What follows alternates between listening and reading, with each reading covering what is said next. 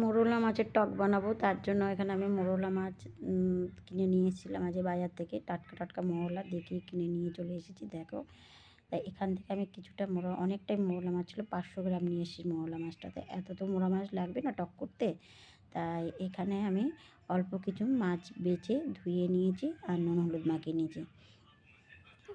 এখানে কড়াই বসিয়ে দিয়েছিলাম, তেলটা গরম হয়ে গেছে। এর মধ্যে মাছগুলো, নুন হলুদ মাখানো মাছগুলো আমি দিয়ে গ্যাস কমিয়ে ভেজে নিলাম, লাল লাল করে ভেজে তুলে নিয়েছি। আমরা তো মোরলা মাছ বলি, অনেকে আবার চুনো মাছ বলে বা ছোটো মাছ বলে, যাই হোক। তা মাছগুলো ভালো করে ভাজা হয়ে গেছে, লাল লাল করে ভাজা হয়ে গেছে, তুলে নিয়েছি। ওই তেলের মধ্যে 1 চামচ পাঁচফোড়ন দিয়ে দিয়েছি।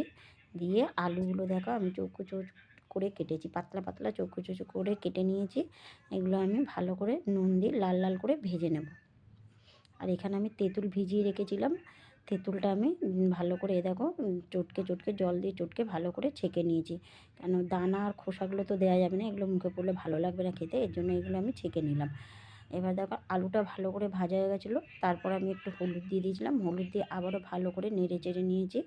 অর্ধেক আলু এখানে সিদ্ধ হয়ে গেছে ভাজতে ভাজতে। এরপর আমি তেঁতুলগুলা জলটা দিয়ে দিলাম, দিয়ে আর এখানে রেখেছি কেটে রাখা বেগুন, ছোটো ছোটো করে বেগুনগুলো চুকরো চুকরো করে কেটে নিয়েছি। বেগুনটা দিয়ে দিলাম, দিয়ে আমি ঢেকে দেবো কিছুক্ষণের জন্য।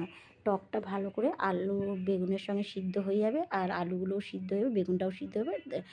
তারপরে আমি এতে মাছ দেবো। তো দেখো ঢাকাটা খুলে দেখলাম আলু সিদ্ধ হয়ে গেছে, বেগুনটাও সিদ্ধ হয়ে গেছে, মানে টকটা খুব ভালোভাবেই হয়ে গেছে।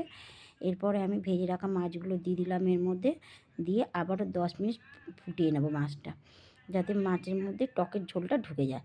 এরপর আমি একটু অল্প পরিমাণে চিনি দিয়ে আবার একটুখানি ফুটিয়ে নামিয়ে নেব। তাহলে মোরলা মাছের টক হয়ে গেলে। আলু বেগুন দিয়ে ভীষণ ভালো লাগে এটা খেতে। বন্ধু তোমরা যদি এখন না করো একবার ট্রাই করে দেখো।